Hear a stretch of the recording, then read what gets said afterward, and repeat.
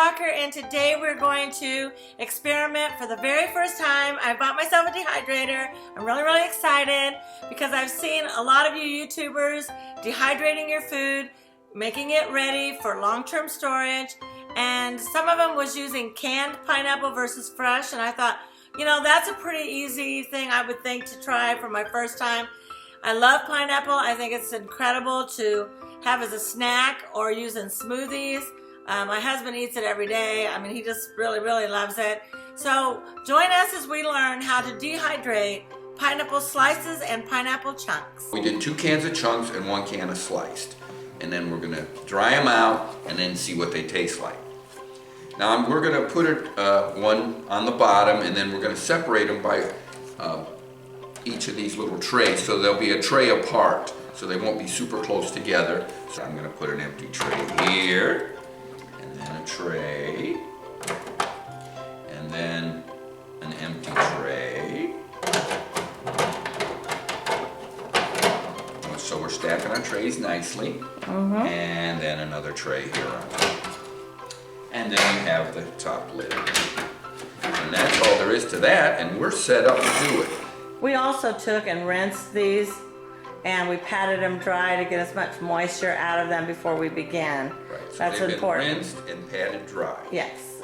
Now, I'll give it some juice, put it in the electrical, and then we're gonna set it. Now we want to do this, it's going to be for 12 hours, but we're going to move the trays around, do a thing during the 12 hours.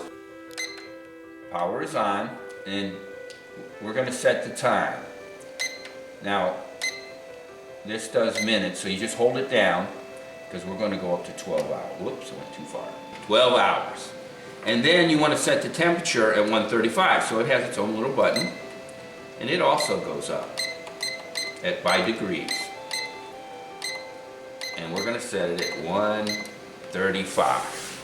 So we have the temperature set, the time set, and that's all there is to it. And you set it off. You just check on it occasionally. You want to put it on surfaces that can take the heat, like ceramic, something like that. You want to stay away from like what we're on right now, because we're going to move it. We're going to move it. But you want to put it on a non-flammable surface.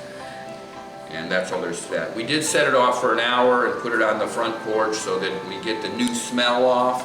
Because there's a smell when you first get anything that has a heating element in it, and that gets that smell out.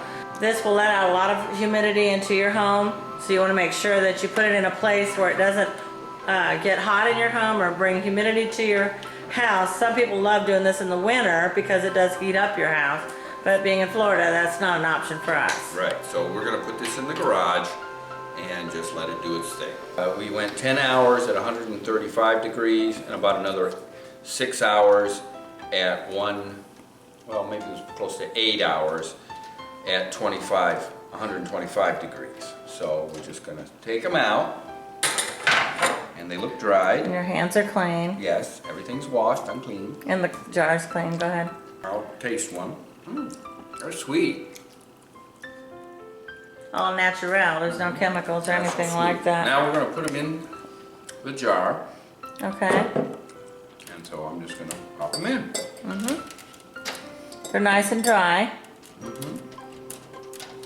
Water's been taken out. They've been dehydrated. Now these are the slices, and you can see. And I like little chips. And are they breakable? What are they, flimsy at all? A little bit. They all bend a little bit. And they all fit in the jar. And then we're going to suck the air out of there when we get all these together.